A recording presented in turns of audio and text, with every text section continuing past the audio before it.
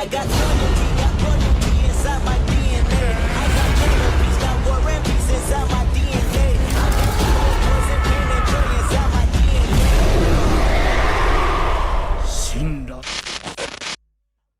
Alright everybody, I am back with the second part to this video that you guys are gonna enjoy, because clearly you enjoyed the last one. Didn't know this would get so popular, but hey, shout outs to the people who asked me to do this and I kept saying no, and I did it now. Sorry. Actually, matter of fact, I've been making this what if for, let's say, 4 months, maybe even more. I just never released it because I never put it together, but I also didn't think people would like it because it is a bit OP. Yuji can literally make anything happen, and with the concept of cursed energy being put in, he's basically a god. But clearly you guys mess with it, so I got y'all with the second chapter. Also, future me will reiterate this at the end of the video. If you don't watch this part, that's okay if you don't, but because the next part of Gojo Deku is going to be the final one, I'm just going to pump out the Asta King ones after this video and just get that done, you know what I'm saying? Not finish the series, but give you at least like 2 parts, about an hour long each, and yeah. But hey, enjoy the video, and make sure you like and subscribe and hype the video, because that's a thing now. Yeah, don't know how that works. If you slide along the YouTube thing, you'll see a hype button. Hit that. I don't know what that does, but it's new, it must be good. Said no one ever. Let's get into it. Hope you enjoy, man. Let's go. And we begin this part with Awasaka and his accomplices. They see the barrier be shattered. It didn't seem to be done intentionally, especially because the seal they're protecting is intact, and Kenjaku hadn't called them, so wondering just what the hell happened, they were kind of like freaking out. The mere cursed energy output they felt was indescribable as well, but if the barrier was gone, they were free to do as they pleased, because like, you know, there's nothing, no strings attached. They could once again leave and cause carnage. Meanwhile, Ino and Fushiguro split from Itadori and head on inside the station together, and they're positive that Itadori will be fine. Itadori with lightning speed moved through the station until he stopped and saw ahead of him Choso. "It's you." "Yep, it's me. Sorry, do I know you?" Mekamaru speaks into Yuji's ear, saying that he's one of the death paintings, the eldest of them, and upon hearing this, Yuji is glad as he smiles, saying that his brothers are safe back in Jujutsu Tech in Tengen's barrier, or if you want to say corridor, or whatever it is. And honestly, Choso would show a genuine relief, something Itadori didn't really expect from someone who looked like him, because, you know, he's pale and looks like a vampire. But more bizarrely, Choso, after hearing this, starts to just leave, which surprises Yuji. He asks, "Wait, that's really all? You expect me to fight a monster like you? Rude." He says he may be with Kenjaku, but he doesn't agree with his ideals, so he'll leave Itadori a message. All the curses are out to kill him right now. Itadori grows nervous, and Mekamaru points out that this may be a disadvantage, which obviously, like, you have Mahito and Jogo and Dagon coming for you. But he has no choice but to move forward. He leaves Choso's presence and even thanks him and saying that he was a very good older brother. Choso thought he was being, you know, kind of weird, like he's a weird dude. Any other sorcerer would have killed him on the spot. Maybe the boy was too naive or just stupid, but it made him chuckle as Itadori reminded him of Kechizu. Yeah, God, he has no idea how ironic that is. Now, the story diverges a lot because he has time now and is searching for Gojo. Yuji would end up facing, you know, anybody. Right now, it doesn't matter. It could be random as hell. But considering how far he is from Ino and Fushiguro, it only makes sense that he eventually runs into his arch enemy, Mahito. When the two locked eyes, one had a look of delight, the other a look of vengeance. Wrapping himself with cursed energy, Itadori readies himself for battle, letting Mekamaru, you know, take a little moment. He puts him in his pocket and says that this is personal. He doesn't want his voice in his ear, no nothing. He wants to beat up Mahito personally. And Mahito is absolutely brimming with inspiration just by seeing Itadori, and says to come at him with everything that he has, because this will be the last time they curse one another. Both lunge at each other, clashing fists, and the moment they do, Mahito is struck by a shockwave, but he splits in two. His hands will transform into massive gnawing heads. They bite Itadori but have their teeth shattered because Itadori's skin is as tough as diamond right now. Punching them both, Itadori will then destroy them with twin shockwaves and switches out his third slot for another. Mahito reforms, firing forward a massive monstrosity like to a train. You've seen this in the anime. It chased after Itadori as he ran through the station, trying to avoid it. It also had a massive mouth, chewing through concrete and metal with ease, all just to get him. Worst thing is, it could also switch directions, so even though Yuji kept zigzagging, it wouldn't stop following him, even going down a few floors. So he decides to just jump into its mouth and lands in a flesh-made train car, from which he sees these wailing faces, people literally crying, begging to be killed. And he asks him, "Don't you feel anything? These are people. How can you mess with them like that?" His hairs would rise on the back of his neck just then as he ducks, avoiding a sword. He goes to leg sweep Mahito, who was behind him by the way, but he misses and finds his hands bound by flesh. And Mahito turns his arms to a spiked mallet and strikes him in the face. His attack is bounced back, however, and he asks him, "Why the hell would I care? Do you care when you squash a bug? Or when you kill a curse?" Itadori rips himself free and kicks him in the knee, making Mahito fall, only to be uppercutted into the ceiling of this weird train car. But he phases through it, and Itadori tries to chase him, but the entire train begins to collapse in on itself. He gasps for air as he tries to think of a rule to get out of this. While the train is crushing him, it also falls through multiple floors because it had become so heavy and dense, and Mahito watches from the 4th level laughing. "But I know this isn't the end. Come on, Itadori, Yuji, show me something new." He's absolutely right though, because the ball of flesh is torn apart, releasing Yuji, who takes to the sky, grabbing Mahito by the neck and flying through floor after floor. Yuji would fly through metal, like everything, multiple places, until they pass through concrete and find themselves on the streets of Shibuya. This ends now. It only ends when you die. Mahito, upon saying this, would detach his head, which spins, turning to a spinning blade that shatters on Yuji's skin, because again, he's as hard as diamond. He's as tough as diamond. People gonna say pause in the comments. Anyway, the neck he's holding on to, after the head detached, the neck would soften in Yuji's hand, and this would make him escape Itadori's grip. He lands and regenerates his head, and before forcing out more, transfigured humans, he starts to taunt Yuji because obviously he knows this kind of bothers him, even though he did get over it. But these humans, they take a new form, becoming the polymorphic isomers. And honestly, like, Mahito's enjoying this, obviously. Itadori would land and then he immediately blitzes one of the 3 creatures, but he does no damage when he hits them. He avoids a kick from another and swings, firing a shockwave that throws it into a building, but he noticed that very clearly these things were very tough. Mahito inverted their stats this time, giving them great durability but not enough strength to actually kill Yuji. But this meant that they kept attacking Yuji, who found his normal punches useless to hurt them, but it didn't matter. If you remember, he had his first slot set to gather damage until he yelled impact. So he shouts impact, and one of his hits would wrap his body with cursed energy as he threw it and blows through one of the isomers' chests. And Mahito's like, how do you do that? Itadori's punches, the other one knocking it back and getting rid of the diamond effect, and stack roll, shouting switch, and then it kicks the isomer in the head.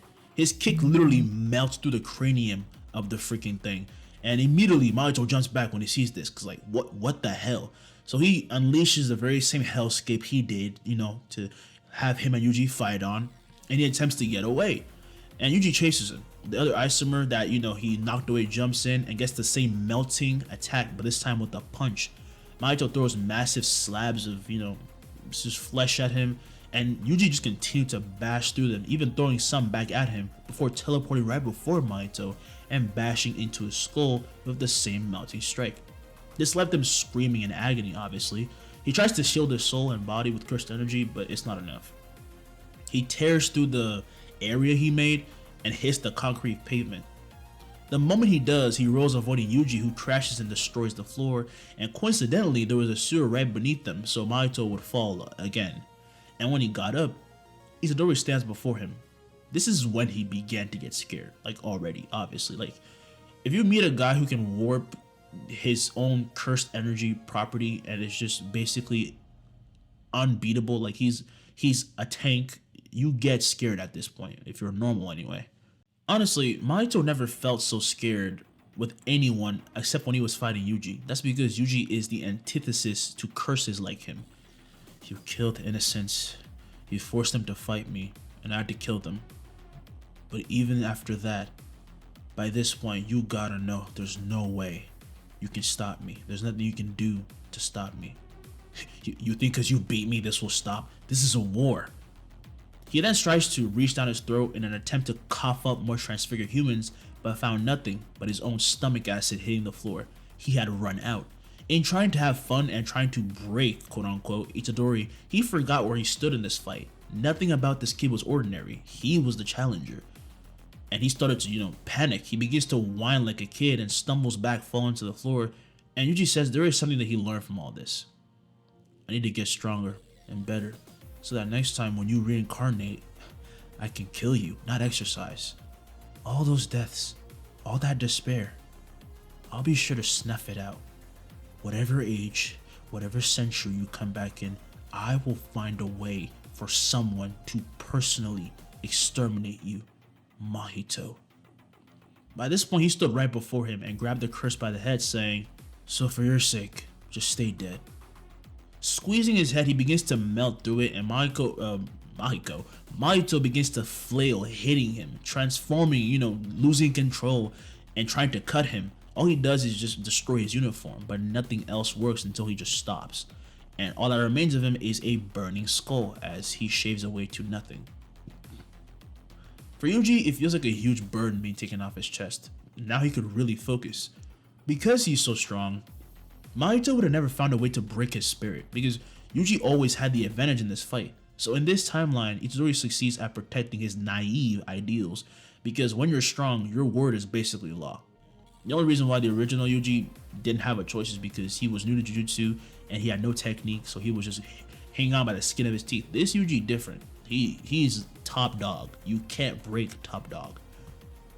Now by this point, Aoi Todo had arrived where Kenjaku was previously, but now he was gone, and so was the prison realm.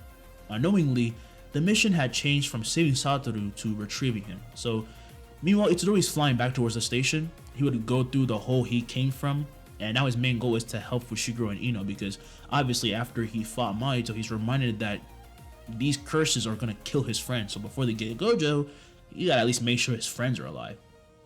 He ducks down into another level, and he would use a rule that he had been, thinking about this entire time to help him track their exact presence. And he's very close. But just as he reaches them, a volcano sprouts up like out of a wall to his left without warning, and he's struck by a volcano, magma, and crashes into the opposite wall, which is melted, obviously. Jogo walks out of a shop he had been hiding in. He walks out with a big smile on his face and some sunglasses on because he was messing around, and then he throws it on the floor. He would then look into the crater. In it, he finds Itadori nearly burnt to a crisp. Not all his clothes were burnt, but his hoodie was gone and his shirt was gone, leaving him shirtless with only rags left for his pants. Obviously, I can't make him naked. This indicates that he did react to protect himself in time, but not fast enough. And Jogo laughs at him. Look at you now. Come on, you didn't see that one coming. Itadori slowly opens one eye in anger and begins to heal, and in a flash, he leaves behind an after image. He runs off immediately. Jogo's a bit caught off guard, so he takes a moment, but he chases behind and fires blast after blast of fire while calling him a coward. But Yuji says he has no time for him. Oh yes you do, human. Itadori then found himself surrounded by these volcanoes from every point in the hall, and they fire magma, but Itadori claps his hands and they're just flash frozen immediately. A gust of cold wind halts Jogo in his tracks. An ice technique? Now, Yuji has just changed the slots, let me tell you what they are. Slot 1 has Itadori's punches, being able to cause shockwaves. Slot 2 is that Itadori is as fast as lightning. Slot 3 allows him to control his energy to now output ice and cold. So yes, he does have an ice technique now. The geysers, or volcanoes, they're basically geysers. The geysers shatter as ice erupts where they once stood, and with the turn, Itadori swings, firing from the floor a massive ice spiller, kinda like Shoto Todoroki, and it pummels Jogo, dragging him to the end of the hall, and he hits a wall, and he's then crushed from all sides by more of these ice pillars. He's barraged. Then Itadori quickly runs, switching off his first slot for the ability to use Black Flash with every attack he lands, just in case. While he ran, nearly reaching his friends, he made a good distance away from Jogo, who began to make it out of the ice, and it took him about a few minutes. He was annoyed by how cold and tough the ice actually was. And then Yuji found the floating domain barrier. He begins to see a distortion occur, and it shows an opening. He felt Fushigiro's presence, and he was relieved. With one touch of the domain, he shouts, "This barrier won't keep those who don't want to be in it." In a flash, Naobito, Nanami, Maki, Fushiguro, Ino, they all fall through the barrier, landing out of breath and seriously hurt. "Itadori, wait, how do we get out?" questions Naobito. He then sees the boy who came to rescue them, wondering just how much he faced on the way over here. And Ino thanks him for getting them out, as do the ones who know him, which is everyone except, obviously, Naobito. But Yuji ignores, everything, and mostly ignores his own pain, and notices that they're pretty banged up, so he says that he'll help. He holds his arms out as if grabbing the air, and Naobito is confused. With the new rule, Yuji manifests a transparent barrier surrounding them, and it begins to heal their wounds. Naobito watches his arm re-heal before his very eyes, and the same happens to everyone, but it wasn't just that. They didn't just regenerate. They realized that even their stamina had been recovered. And Nanami says, "Did you heal her exhaustion?" Yeah. Naobito says how inconceivable that is. As a technique, it shouldn't even exist. And Fushiguro says to stop judging Yuji by normal standards because his technique literally warps reality. By this point, they just call it what it is. He can warp reality. It's less New Order and more New World. You know what I'm saying? Now Naobito understood why he was no longer a vessel for Sukuna. Because again, he could just say, "I don't want this motherfucker in my body anymore." So honestly, most of the families kept their guards up when it came to that news being released, but Naobito, having witnessed it firsthand, he understood why such a thing was possible. And he says, "I heard news of this technique being out in the world, but to think it'd go this far." Now that they're healed, Maki asks the obvious, and Yuji himself, as he's still healing, would say that he's being chased by a fire curse. Obviously he's still kind of like burnt, and they see traces of magma on him. They can't even imagine how much pain he must be in right now, and he is in a lot of pain, but Yuji's that dog, he's a tank. And he would then turn, saying that Jogo was about to drop in because he felt his presence. All the other sorcerers get on guard as the domain above would shatter and release Dagon. Perfect timing. And everyone gets back to back when they then see Jogo on the other side. Now they gotta fight two monsters. But Yuji says, "I got the fire curse." Yeah, obviously, we're not fighting that thing. "Oh, thanks for the support, guys." "Let's round two with the octopus," says Maki. Jogo begins to laugh as he fires lasers, and Itadori moves forward, batting each one away. They pierce through the ceiling, melting them. And the curse ducks, avoiding a kick from Yuji, who then brings back that same leg, striking a black flash into his neck. The force is so immense, he's sent crashing through the walls into another room. And at this point, Yuji puts Mekamaru back on his ear, and he chases after Jogo, because obviously he wouldn't mind a little bit of information. He don't know anything about Jogo, for real. And his technique could come in handy when dealing with him. Now, trying to get through the hole and all that, and trying to reach Jogo, he finds many volcanoes in his path and even a swarm of insects that hound him and detonate, bringing down the ceiling onto him. Itadori just goes through the rubble because he's a tank again, and sees Jogo down below on an escalator going down. Mekamaru tells him his name and everything that he knows about him, which Yuji thanks him for. Then, as Yuji leaps for him, Jogo leaps to meet him, and he brings with him this massive wave of magma. I'm talking about like a whole ocean's worth or some shit, like a lake. And as it even nears Yuji though, the magma begins to freeze. Jogo sees his own arm begin to freeze, and he pulls back, but he's then struck to the floor by another black flash. "I was ignoring you because my friends were in danger. Now I'm focused. You better get serious." Jogo rises as the magma which splashed would wash over his feet, and he slowly heals, screaming at the top of his lungs like, this kid is literally babying him. What the heck is going on? He lost to Gojo, but he's now going to lose to a kid. The magma would then take form as massive hands that aim to grab the boy and obviously kill him. However, they are frozen and broken immediately. It seems that this range of coldness is spreading. Itadori appears right behind him, and the magma and Jogo begin to turn to ice. He cocks back his fist and strikes another black flash, shattering him to literal pieces.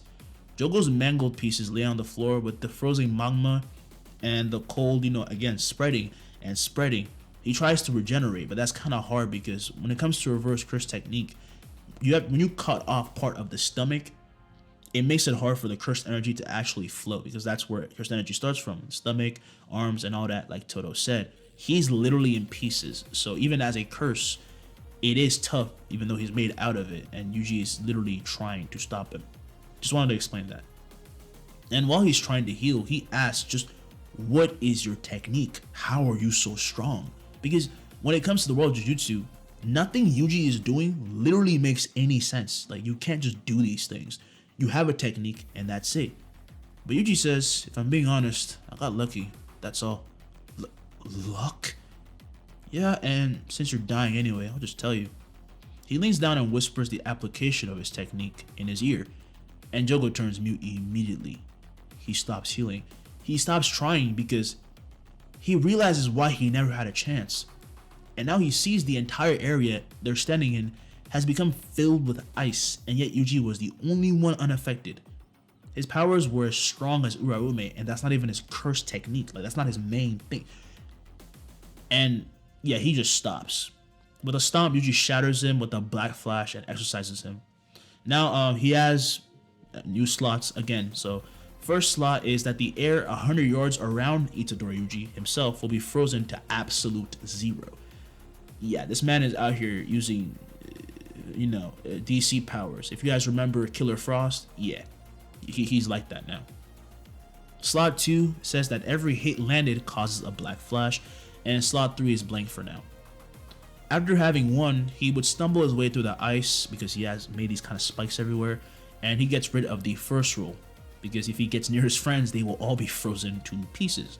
He then makes his way back through the hole and sees everyone actually beginning to win against Dagon. This is because obviously Dagon is tired and they're not, and this time, Ino was there to help out a little bit, so it did change the tides of the fight a little bit. But still, they are struggling just a little bit because it's still a special grade. Then with a smile, he drops down and he begins to walk over, and everyone freezes in his presence, most of all Dagon, and he asks him, what happened to Jogo? What do you think? His response to this shocked them all because, well, from what they saw, they would have no chance at beating Jogo even if they jumped him 100 times. Jogo is a curse of immense power, so that is insane to hear. I know we've been seeing him getting his ass beat by, Gojo and Sukuna, but Jogo is like that. He can summon a meteor. He got it. Nabito then asks, what grade is he? And Maki says first grade, but obviously Nabito calls bullshit and says that Japan has gained another special grade sorcerer. It is said that special grade sorcerers are those who can topple nations single-handedly. Well, that's what Kenjaku said in the manga. There is Gojo Satoru, Geto Suguru, Yuta Okotsu, Yuki Tsukumo, and now Itadori Yuji joins the ranks. And it's evident, especially, that he is a special grade when everyone literally moves out of his way when he comes because they know that they're not going to be able to help. And he's going to clean up their mess right now. He walks towards Dagon, but the curse couldn't just go down easy like that, and he ready to unleash a wave of turbulent water. His cursed energy rose as he got angry on behalf of Jogo being dead because Dagon is the only curse who shows that kind of emotion outwardly as much. But Yuji had to protect his people too, so he appears behind the curse, chopping down, and that one hit released a massive black flash that split him in half. The air shook, throwing everyone to the floor and sweeping them away, and Dagon turns to ash, now exorcised. To do what he just did, he put in a rule for, his attacks to also imbue positive, energy, which is toxic for curses. This means his technique literally allowed him to add a property to the black flash, which is insane. God, I'm having fun with this power. I made him too OP. Why did I do this? And obviously, the third rule got switched for teleportation, which is how I got behind him so fast. He really loves teleportation. I'm going to make that very clear. He loves that rule because it's very convenient. And now that he's, done with all the curses, he can finally relax. He falls on his back exhausted. Not physically, he could go on, but mentally, he's not used to being relied on like this. And everyone takes a break. They take a knee or sit down for a moment, and while they are taking a break, they still share info, asking if any of them had come in contact with Gojo and what happened to him. But unfortunately, none of them had any information, except for maybe Mekamaru, but he told Yuji everything that he knew. It is at this point that Itadori stands, recharging his cursed energy, and says they need to get back to it. Well, how do we find him if we don't know where he is? I can handle that. Switch out. When he says this, they all feel his cursed energy flare, which then gathers into his eyes, and Yuji closes his eyes, focusing until he opens them. They had changed to red colors. His pupils are now red, and he had added a new rule, switching out another one, obviously. And it is that Yuji Itadori's eyes can see the signature of the prison realm. because the prison realm has cursed energy in it. That's what it's insinuating. He said that he found him upon, looking out. Imagine basically a grid world for Yuji right now. That's how he sees the world right now. And he breaks through a window, takes flight, tells him to head over around northwest. Yeah, northwest, and then he'll send them a signal because they'll feel his immense cursed energy. While they're, waiting, like just taking a moment to, process all this, that Yuji is that man now, Ino says, okay, seriously, can he just like do anything? And Fujiko just cuts him off, saying, yes, he can. What can he do then? You're gonna have to ask him that yourself. Mid-flight, Itadori sees a bunch of curses being released, all coming from one person, and that person would be Kenjaku, obviously. He went to the exact spot where he and Mahito battled and observed the pit left by their clash. Then he sees Yuji land on the other side of this pit, and he smiles. Itadori Yuji, we finally meet. Pleased to meet you. How do you fit into all this? Where's Gojo-sensei? Tell me! Oh, there, okay. You're a little bit riled up, aren't you? As you should be. A strong sorcerer ought to have that strong kind of ego, regardless of age. But that's just the thing. Most sorcerers aren't like you anymore. He rambles on, as Kenjaku tends to do, about how this age of sorcery has gone stale and stagnant. To combat that, he's going to unleash something that he's never even seen before, even foreign to him. From his pocket, he takes out a seal and he unbinds it. You see, I placed contingencies in place just for moments like this. Sorcerers from all over are waiting to be born anew in this new world, and I just released them. I was going to use Mahito to make the process a little bit easier, so that's a shame. But you're not going to stop what's coming. You can't. Stop talking. With these words, he appears right before the instant sorcerer, reaching for his robes to get the prison realm as he can still see it. Kenjaku would grab his arm, backhanding him, but his hand is knocked back, as Yuji uses his other hand to strike him with an explosion of black lightning. He's then thrown over the pit, and Kenjaku heals himself and unleashes a small Uzumaki, but as a result of the gathered energy, not being as massive, and now being ultra small, it fires like a compressed laser which nearly pierces Itadori through the stomach, but it bounces off on contact, hitting and piercing through a building, completely destroying it. This is because his third rule allowed for his body to reflect any attack, and therefore it made his cursed energy adapt and become a technique that allowed him to reflect any attack. I don't want to keep explaining this, I just want to make sure y'all get the point I'm trying to make. He just changes his curse. Alright, I'm gonna stop. But Kenjaku's centipede curses would wrap around his leg at that point and begin to expand and gnaw at him. And obviously Yuji's like, yeah, this is not gonna stop me. He says, switch. Suddenly the centipedes are frozen and a wave of ice reaches and nearly freezes Kenjaku. But using domain amplification in time, he stagnates the temperature drop. Yuji is confused, wondering how he can do such a thing. Oh, you've got so much to learn. You see, oh, you're inverting your domain into a barrier around you. We can do that? Kenjaku is surprised he noticed so quickly, as it's actually a very advanced form of jujutsu you only learn if you have a domain yourself. But, obviously Yuji knows it, because after so long of applying the rule of understanding cursed energy of himself, for when he was training during his time with Gojo, he has the ability to, understand and read cursed energy naturally, making himself an adept prodigy at manipulating and controlling it. Meaning any technique he observes, he can use it. Obviously not cursed techniques, but he can copy that if he just says it as a rule. But as a set standard, if he sees a technique that just relies on pure cursed energy manipulation, he can use that shit now. But if Kenjaku had a domain amplification active, then he had two options. 1, push through, or 2, disable it. Itadori chooses to push through because it's Itadori, but he's interrupted by a gunshot distracting him and Kenjaku. The ancient sorcerer would look to his left and see a bullet come to a stop frozen, and he sees Mai, who's like pretty far off. Itadori says to get out of here. Mai didn't realize that Itadori applied the rule of absolute zero. This means that all kinetic energy slowly, just stops. Like, that's how absolute zero comes as a thing in general. It's too cold and there's no heat and friction because it's not allowed, and kinetic energy slows. But she's stupid and she doesn't get the freaking memo right now that this is not her fight. And since it's Yuji's cursed energy causing it, it's gonna be even stronger because it's now manipulating reality and all that. So he has to retract that energy back in and cancel the rule, because now he has people coming in. He can literally feel them approaching. The ice stays put, but that's all. The Kyoto school shows up, and Momo from above sees Yuji signaling to leave, like, you're getting in the way, I got this. He literally says, get away, you're just getting in the way, I got this.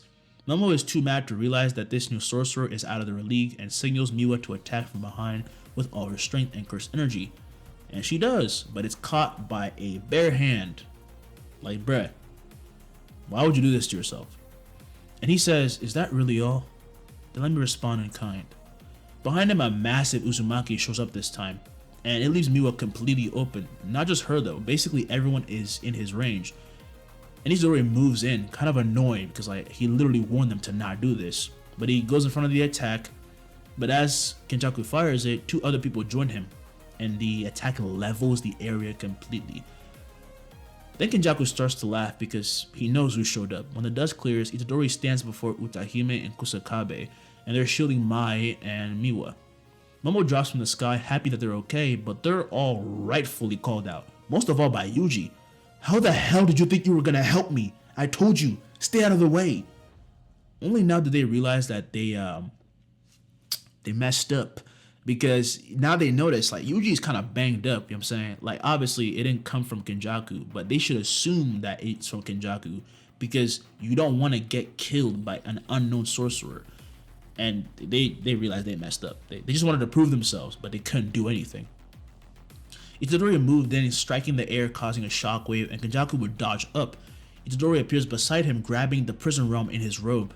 But immediately, Kenjaku starts to lose it and applies his anti-gravity technique, throwing Yuji to the floor and forcing him to let go of the prison realm, while he would cascade down upon him an army of curses. Kenjaku grabs the prison realm and puts it away, and Yuji lands, feeling the press just get worse and worse, so he focuses. New rule. The air 100 yards around me is filled with positive energy. Every curse which nears him is burnt to nothing as he takes the remaining amount of them out by just using black flashes.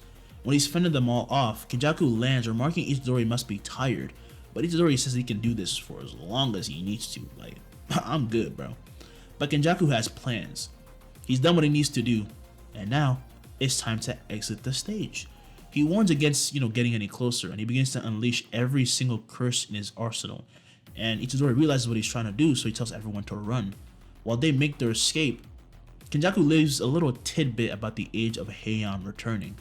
Prepare yourselves, it's gonna be merciless. He's engulfed by shadows, and all his curses rise. Approximately 10 million of them. That's insane. That day, the colonies of Japan are completely just overtaken. No one is able to stop their infestation. That day, curses took over. As a result, the news of this spreads, and something is just AI or something, but they're then killed by some of those curses, and everything's just like not good right now. An order of death is put on Satoru and then Geto, but the elders couldn't do anything to Yaga in his timeline because Yuji exists, and you don't want to mess with a guy that can just touch you and say die.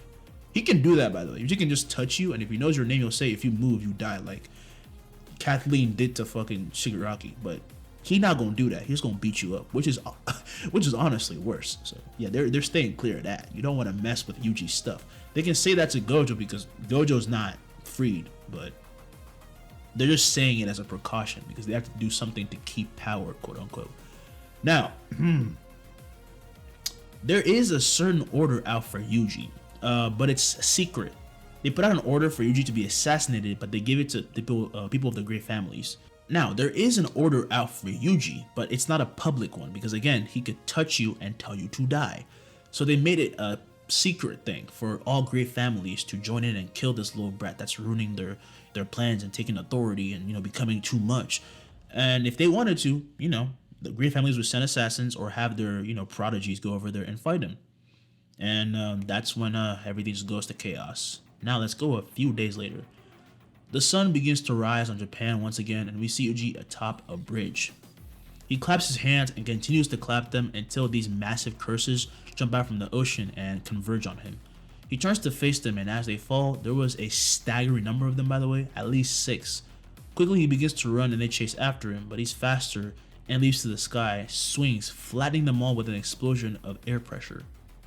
He's been going on like this for days. He causes noise and kills the curses, and more and more and more. He's like a janitor fixing up messes.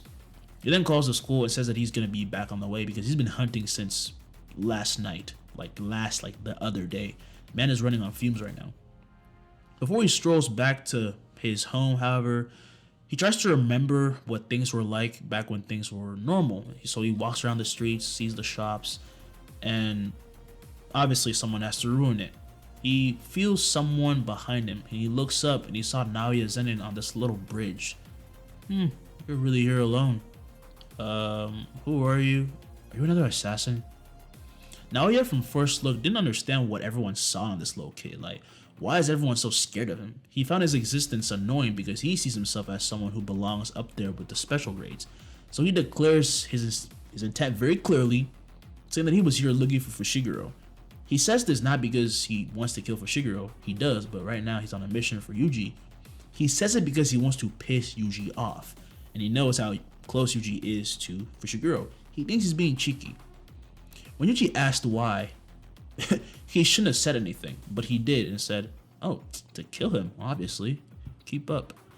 Activating his technique, he appears right before him, tapping his chest with an open palm. But before his next move, he is struck by a haymaker so strong, I'm telling you, this man did 3 backflips, and a black flash explodes. He hits the floor hard as hell.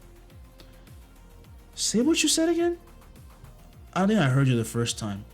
You know, I had a lot of assassins coming for me lately, like a lot. But even they knew better than to threaten my friend. Just that one hit from Yuji left Naoya unable to even process his next thought. His brain wasn't just rattled, it was soup.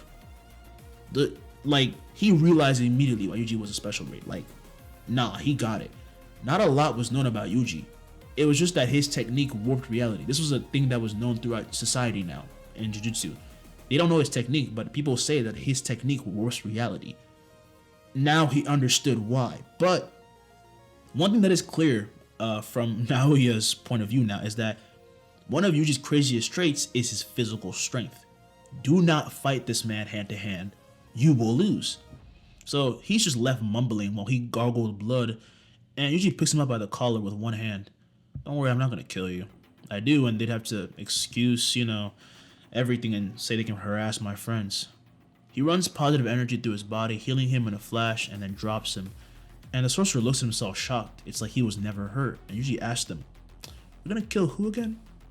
I misspoke. Just forgive me. I didn't mean it. I was just trying to rile you up. All these Jujutsu families, I swear. Don't you guys have a hobby or something? A gathering? Stop bothering me. When he says this, another person arrives walking out from an underpass. He was average height, skinny, white clothes, white sweatshirt, and a sword at his side, and black under his eyes. He looks like he hasn't slept in, 2 days or something? Yuji got on guard, and Naoya would be surprised to see him here because he knows who this is. And Yuji asks, "You another assassin? I'm gonna warn you, I pack a punch, seriously."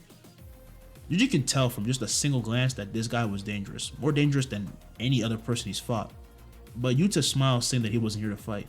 "I came to deliver a message. Oh, I'm Yuta Okotsu. I guess that would make me your senior?" "Oh, you're that Yuta." He heard about him, so it's nice to finally meet him in person because people always talk great about Yuta. And the two greet each other with a shake, and Yuta says that Kenjaku has started something sinister, so they need all hands on deck. And everyone has decided to go talk to Tengen. And along with that, someone came to their side, someone who wanted to meet Yuji. Yuji was interested, obviously, so he went back to school, and Naoya goes home embarrassed. Man was, he didn't even say nothing, because he looked at his dad, Nobito was like, "Yeah, bro, I know what happened. You got your shit rocked?" Type shit. Alright.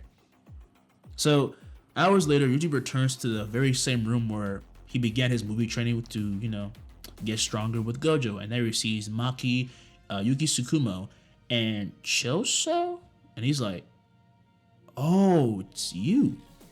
Upon seeing him, Choso seems to brighten up, and he stays stoic, but he seems very elated, and he said that he had been waiting for him.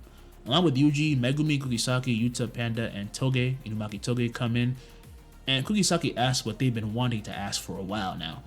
"Is that guy really your brother?" "What? No. Is that why he came here?" Choso says that they are indeed brothers because Kenjaku told him so.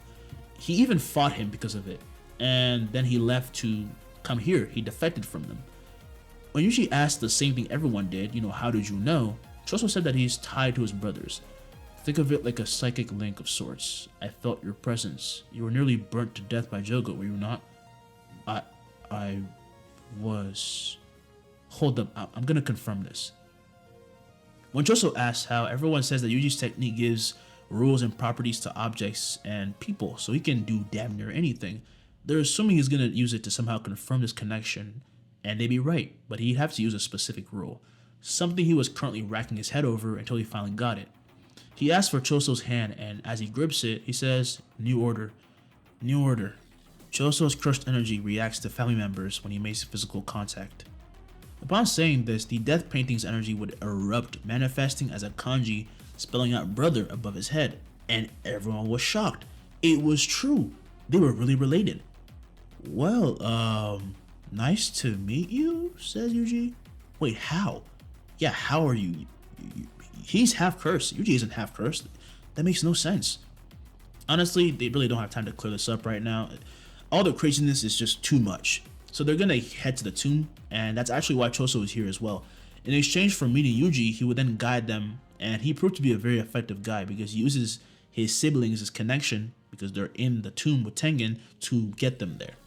But when they reach that endless white space, they don't see Tengen and wonder if he's rejecting them. Well, Yuki wonders if she's being rejected specifically. But then Tengen eventually shows herself, now nothing more than just a bizarre looking non-human.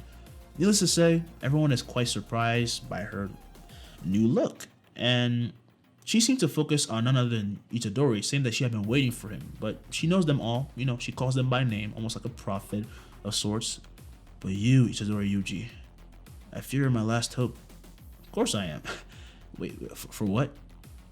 Before that though, before they get into the shenanigans, Fujiguro said that he would like to get the details on the calling games.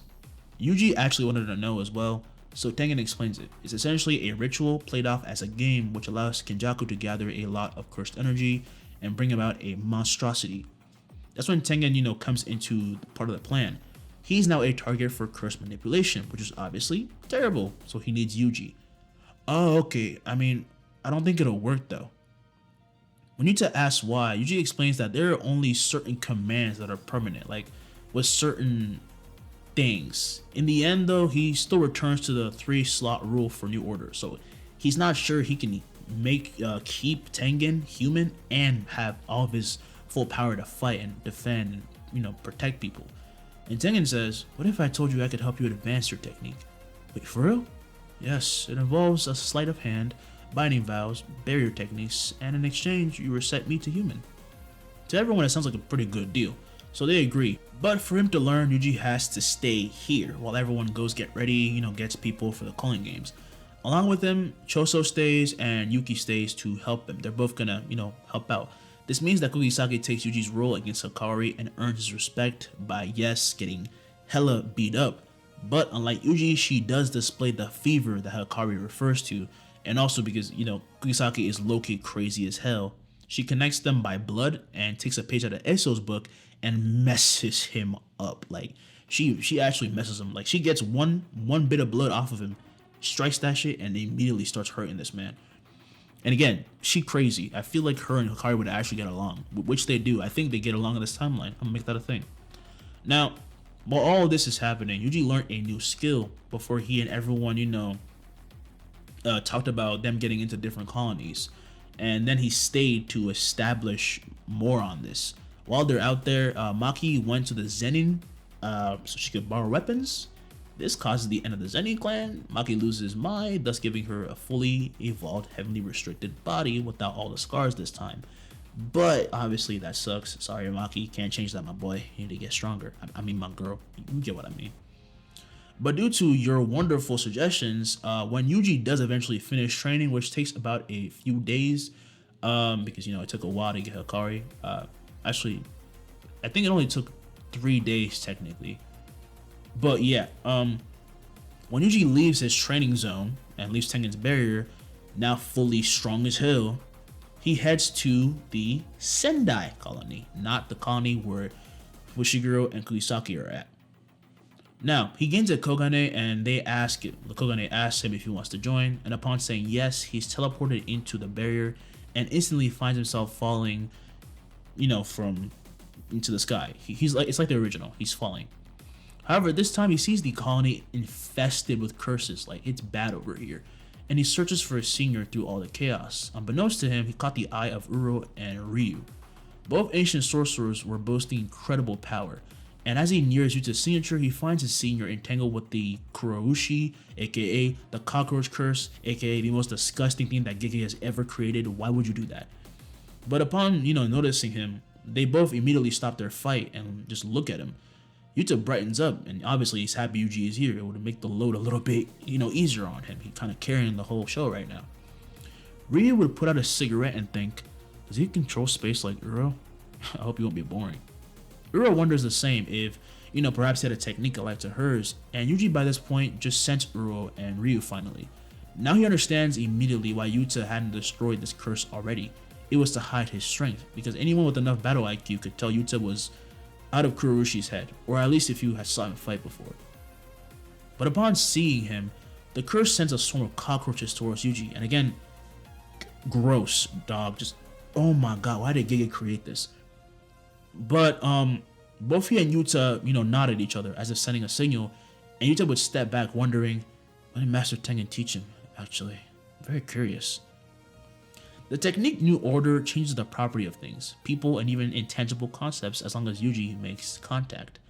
But the only thing that kept him from being unstoppable was the 3-slot rule. To combat this, Yuji was placed in a barrier by Tengen, which Yuji applied an order to. Time in the barrier was slowed by 8,000 times slower, than outside. This barrier wasn't empty though, it resembled his old backyard, and in there he applied 2 other effects he had left on himself while he was training. And they said that, number 2 said his brain remembers and stores up 6 new slots for his techniques. Slot 3 is that when he exits the barrier, his body will retain all these effects. But those rules are set in place so that they don't, have to be conditionally kept, so they can disappear and he still keeps the effects of them because he's gonna be in there for quite a while, so his body will remember it. Tengen told Yuji that the reason he couldn't be able to go above 3 slots is because of one reason. His brain literally couldn't handle it because he's underdeveloped. He's 15 years old. That's literally the only reason why I kept it that way. But if he wants to accelerate that a little faster, he has to go through a little bit of hell. His brain isn't fully developed yet, so neither, has he, because he's also very new to Jujutsu. So the problem was that he was too young. To get stronger, he needed time, and that's what they gave him. The best part is that while he was training himself, he learned new ways to make his technique more effective, and Choso was in there helping him out a little bit. Yuki was also there, so he learned new ways to fight. This means that Yuji currently now has, and will always have, 6 slots. But training like that isn't really replicable because he was mostly alone. Again, when Choso and Yuki came in, when they stepped back out, immediately Yuji was alone for like months. That was excruciating and kind of made him go a little bit crazy almost. But he hung on because he needed to get stronger and he wanted to see a new order change. Even now he's pretty tired actually, and the only thing spurring him on was his friends, needing him. As Yuta gives him space, Itadori would raise his hand shouting Avatar and swings down with his hand. The curse is flattened by an invisible force and the entirety of Sendai shakes. I'm talking about like a whole earthquake. And it shocks all the sorcerers present, that only being Uro and, Ryu. And Uro herself, since she had a space technique, she was able to notice the abnormality in the air. She saw a bizarre massive shroud surrounding Yuji, and Yuji when he lands says he went a little bit overboard, which you caused an earthquake. Yuta is baffled and nearly breaks into a laugh, and he starts running to thank him, but he and Yuji are attacked. Ryu's blast, his granite blast, hits Yuji, throwing him across the lake. He skips across it until he stops himself, but the built-up momentum throws him into the air where Ryu appears and strikes down a kick. Yuta meanwhile has the sky shatter and converge onto him, sending him flying through block after blocks of places until he just had nothing but destruction left in his wake. Obviously, Uro doesn't care about property damage. As for Yuji, he had blocked Ryu's attack with one arm, staying afloat, and Ryu found it impressive that he blocked such a blow. Any other sorcerer even Yuta, would have been a little bit injured. But suddenly Yuji yells Avatar again, and Ryu is struck by the same force that Kuroshi was hit by. He felt like he was hit by a mountain. He can casually just use something that strong? Oh, this gets interesting. Yuji flies after him, and we see an avatar of his own making molded by the air around him. Ryu would heal and land atop a roof, firing his granite blast again, but Yuji's avatar imitates him, blocking the attack as he holds up his hands. In a flash, the boy then appears before him due to his immense speed and shouts, "Black Flash," striking a black flash into his gut. Ryu coughs up blood and spits some of this into his face, blinding him, and he begins to laugh as he hits him across the face, and he says this is what he's been waiting for, like, hell yeah, let's get this. Yuji gets over the hit immediately and looks back at him, pissed. Before Yuji ever became, who he is now, top dog, he was a physical beast. His technique only made that even better for him, so taking him on hand to hand was as stupid as trying to arm wrestle Maki or Toji. He strikes him with another black flash, this time using a kick aimed at his head, and the sorcerer just barely blocks. The impact of the attack actually got stronger somehow, making his brain tremble. By this point, it's pretty obvious to Ryu that Yuji was, somehow yelling these things to switch his abilities. And now that he was up close, he literally felt the change in his cursed energy every time he said something. So he just had to listen and respond accordingly. He thought that he was only stuck with those certain abilities that he just used. But he's wrong, because Yuji switches it up, yelling "Steel."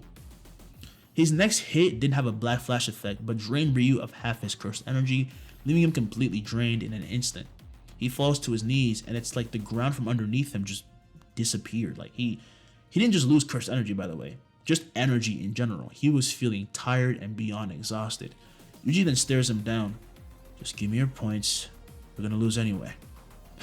"You think that bothers me? In all my years of living, I never met anyone like you. What's your technique?" Yuji explodes with energy, saying that he only came here for points. He's not here to talk about philosophies. Nah. Before he trained with Yuki, he got in that little hyperbolic time chamber.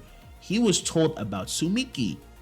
Fushiro didn't tell him about it because he felt that Itadori had begun to gather a lot of burdens. Yuji basically is stepping into the role of Gojo as of now. He is the strongest sorcerer they have, and he didn't want to make Yuji have to deal with more. But when he learned that, that was what gave him motivation to keep fighting during those months in that barrier. So he is ready to kill. He would grab Ryu by the hair and riddle him. Ryu, my bad. He grabs Ryu by the hair and he riddles him with thunderous blows. Then he knocks him back with an uppercut and letting him go.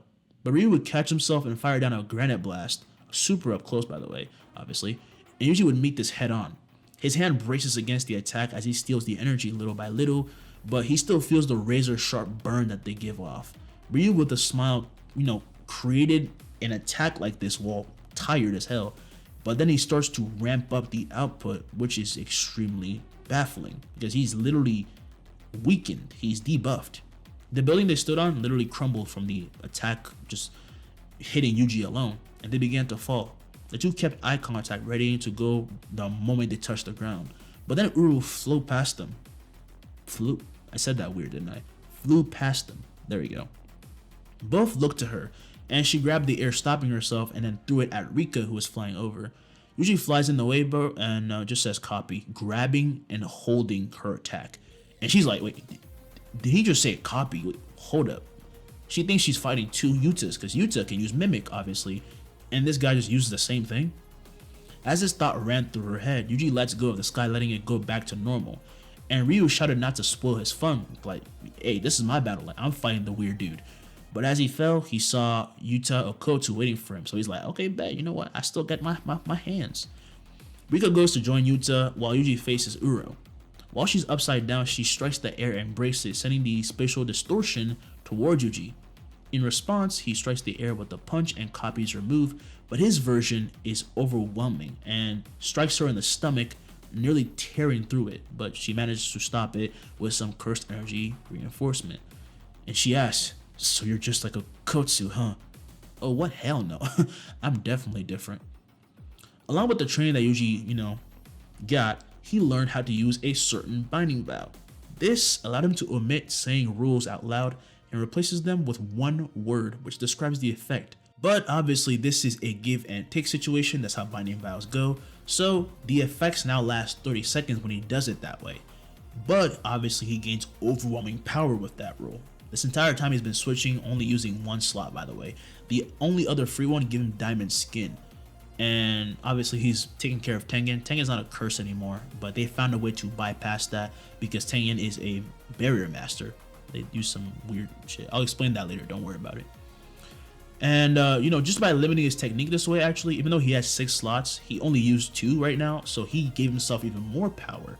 This is the first time that Yuji would explain his technique to someone, and he told her, "My technique's new order. I can apply a rule to anything I'm touching and change its properties. That includes my own cursed energy." Hearing this, she's just like, she wonders how a new age sorcerer can be this insane. She thought Yuta was impressive. This guy was worse. Then Yuji shouts a debuff, literally the worst thing to hear when you hear someone can literally warp reality. Uro suddenly begins to stagger in the air, almost dropping, remarking that she had gotten weaker. Yuji uses this chance to close in, hitting her with a black flash, and then another one, and then another one. Her only choice was to fold his body around using her technique to make him miss, which worked a few times, but he becomes overwhelmingly aggressive and unleashes domain amplification, knocking her arms back before hitting her with a double palm strike in the stomach. She crashes through a traffic light and skips, slamming through the windows of a shopping store. Yuji will then land, shouting, "Hey, maybe you can find something nice in there. Seriously, I don't know where to look when fighting you." As he says this, he sees the space warp and fold inward before firing at him. His hand reaches out and grabs hold of space, nearly shattering his arm due to the force, but just in time he shouts, "Control." Suddenly, Uro finds the attack disappears and, everything's back to normal, like it never even happened. Yuji would step through the broken window, dusting himself. "Sorry, I just took control of the space within a 1-mile radius." Doesn't his technique have limits? Just how much cursed energy does he have? Most people when fighting Yuji in this universe are going to assume a few things. They think that there has to be something that he can't do. And his technique is so OP, they think there must be a limit to how much these rules can be spammed. But that's the thing, there isn't. Theoretically, Yuji can fight forever and would never have to stop. Exhaustion? Heal that shit. Cuts? Disappeared in an instant. He can literally always be ready to throw down. And he asks Uro to give her points over because this is not something he enjoys doing. He wants to stop this sick game. But he also sees her side of the story, saying that he knows that she came here and was promised a new chance to be something. But that body isn't even yours. You stole something. You stole someone else's skin. And now you're just wearing it like a costume. There's no way your pride as a sorcerer isn't a little bit disturbed. Everything ends and everything dies. Just let go. Uro doesn't agree, saying that with his technique, he could live forever. Not could, would if he wanted to. He can do that. He doesn't disagree. He does not need to disagree about that. But he would never set that rule because he's already seen what it makes of a person. That's how Sukuna became a monster. I can never do that. I won't even wish on my worst enemy. But obviously Uro is stubborn, as we've seen in the manga. She doesn't listen, so he grabs her by the face, declaring that anyone he touches will have their points stolen. He then slams her to the floor with enough force to destroy the entire shop and walks out with his Kogane seemingly, kind of glitching, struggling to compute before saying that he had about, let's say 60, no, not 60. Uro had 70 points, if I'm correct. So it says that he has 70 points now, I'm sorry. It's a bit late in the night. So he has 70 points now. He then quickly flew towards Yuta and found him and Ryu on a rooftop, Yuta having now completely beaten the sorcerer and filled his gluttonous appetite for battle. Ryu lays on the floor trying to catch his breath and notices Itadori. "You took a lot of my cursed energy, didn't you?" "Yeah, and you still kept fighting." "Now it's time to hand over your points, come on." Ryu, interested though, asks what happened to Uro, and Yuji walks over and touches his chest, saying that he took her soul out of the vessel and stole her points. So basically, it's what's about to happen to him too, so he got his answer. Damn, you're a real life calamity, kid. You're gonna go places. I hope not. With his last breath, he would willingly give Okotsu Yuta 122 points, 112 points in total now. My bad. And Yuji himself had 75 points, 70 from Uro and 5 from killing Kurorushi. I think that's how it works. If you kill a sorcerer, you get 5 points. Yeah. Ryu is then removed from the body and Yuta heals it because obviously he did a lot of damage. But he felt kind of guilty because he wishes he could have done the same thing Yuji did for these people. Because he fought a lot of people before him and Uro and he killed them. But Yuji says he can copy his technique if he wants. You only get access to 1 rule slot though and 1 effect. But it lasts for 5 minutes. With your technique, 1 rule is enough. As long as I get the help. Now the only reason why Yuji knows that Yuta will not be able to fully use his technique is because he understands his technique the most. He literally set a rule for it. And because his technique is too overpowered, listen to me closely. The reason he cannot, the reason why Yuta can't use it like Yuji does, like no one can, is because it literally breaks the world. The world will not allow it to exist. It breaks the balance. So it literally can't. If Yuta even did use it, which Yuji has allowed him to do, it only allows him to create 1 rule, like Yuji said, like literally only 1 rule. He has only 1 rule slot, and it only lasts for 5 minutes, like he said. So, yeah, there can't be another Yuji in the world. You know what I'm saying? Like the world literally won't accept it. That's how I'm doing this. Now, while they continued to clean up, Fushiguro and Kugisaki did their part in their colony, and they met Hana Kurusu. She's not as crucial this time because they have Yuji, but she's a nice addition, as is Takaba, whose powers are kind of alike to Yuji's, except they factor into comedy. But the next day, obviously, they were attacked by the military, because why the hell not? Kenjaku started a manhunt on sorcerers by talking with a few government officials one day.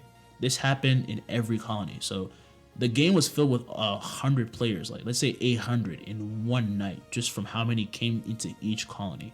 Yuji himself ended up surrounded by guns while he was walking out of an abandoned 7-Eleven. Like he just wanted to get some snacks, and there were like 100 soldiers around him. Like what the hell?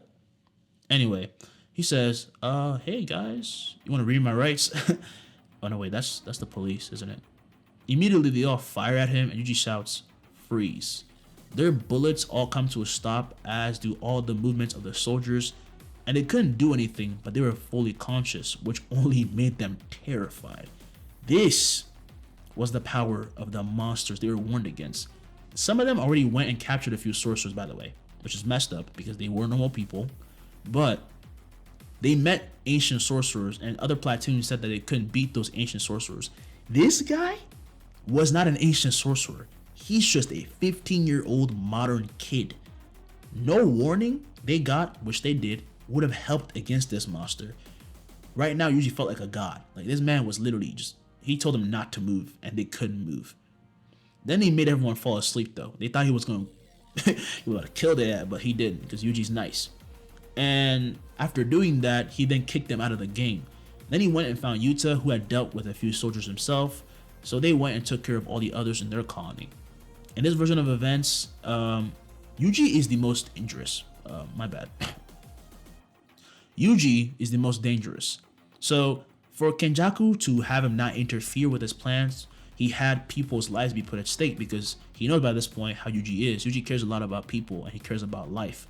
So while he kept him distracted, Kenjaku went to Tengen's barrier that very same night. Not at 12 a.m. out confidently and shit. Nah, he went at night while this chaos was happening.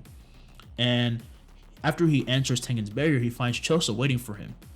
Choso says, "I suggest you leave now."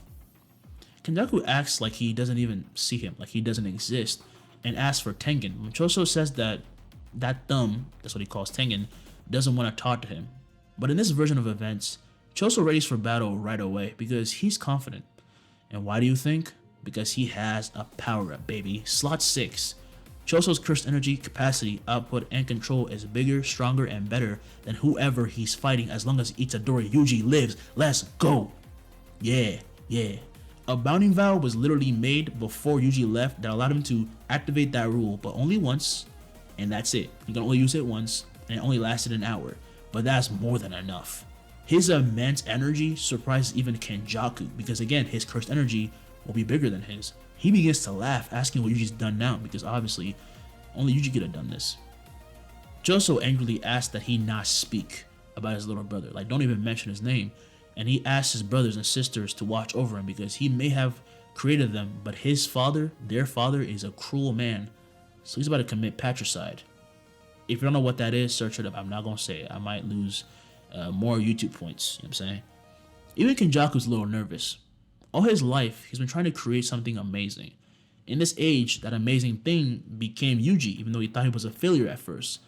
But Yuji gave him another blessing on top of that. Facing one of his children, he considered failures the way they should have been. And he asked Choso to bring him everything he got. So we're ending this part though. Alright, hope y'all enjoyed that. And for those of you who made it this far, for future reference, I will be working on the Asta King video next, because the next Deku Gojo part that comes out, or chapter if I want to be fancy, is going to be the last one. So I want to give y'all a little bit more of Asta King. I want to say this in the beginning, but if people decide to skip that and they make it this far, I'm saying it again, I shall be doing that instead. But I got y'all. I hope you really enjoyed. Subscribe, like, and also hype this video up, because apparently that's a thing now. I didn't know YouTube started that. But yeah, hype up the video, and thank y'all so much for tuning in. Hope you have a great day, and peace. I'm gone.